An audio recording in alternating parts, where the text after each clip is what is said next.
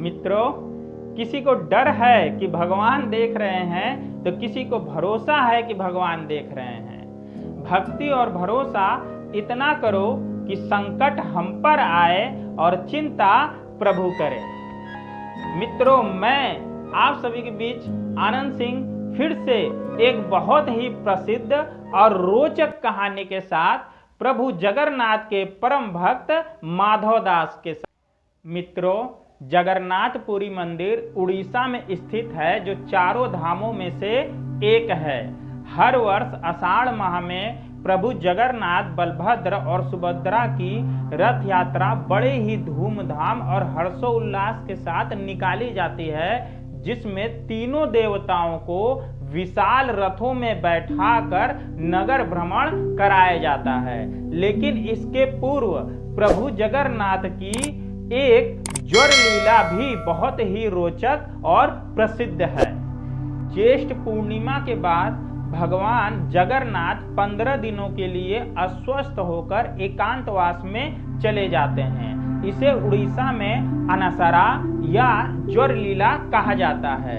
इस दौरान जगन्नाथपुरी मंदिर का जो पट होता है वो बंद रहता है और सिर्फ सेवक गण और जिम्मेदार लोग ही प्रभु की सेवा कर सकते हैं। ऐसा माना जाता है कि इस अवधि के दौरान प्रभु अलारनाथ मंदिर में भक्तों को दर्शन देते हैं।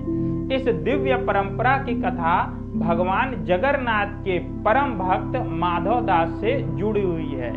एक बार माधव दास अत्यंत बीमार पड़ जाते हैं और माधव दास की सेवा करने के लिए भी कोई नहीं रहता है। ऐसे में स्वयं प्रभु जगन्नाथ जी ने आकर माधव दास की सेवा किया।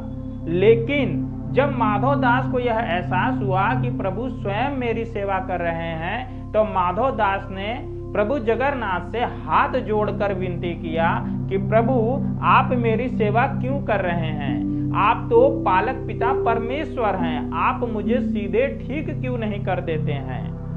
इस पर प्रभु जगन्नाथ ने मुस्कुरा कर कहा कि माधव, अभी तुम्हारे भाग्य में तुम्हारी बीमारी 15 दिन शेष और बची है, इसके बाद मैं तुम्हें स्वस्थ कर दूंगा।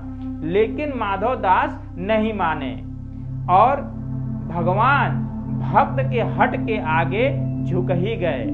उन्होंने माधव दास को तो तुरंत ठीक कर दिया, लेकिन उनकी बची हुई शेष बीमारी को स्वयं अपने ऊपर ले लिया।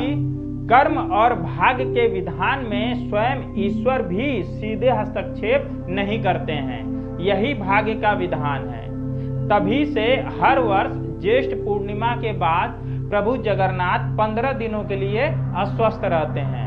वो अपने परम भक्त माधव दास की हर वर्ष पीड़ा अपने ऊपर लेते हैं। यह भक्ति की चरम सीमा का प्रतीक है।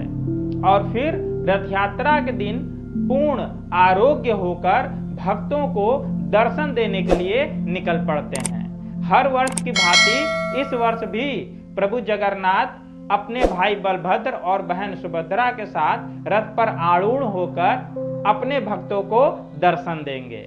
तो एक बार प्यार से बोलिए, प्रभु जगन्नाथ की जय। मित्रों, आज की कहानी यहीं तक।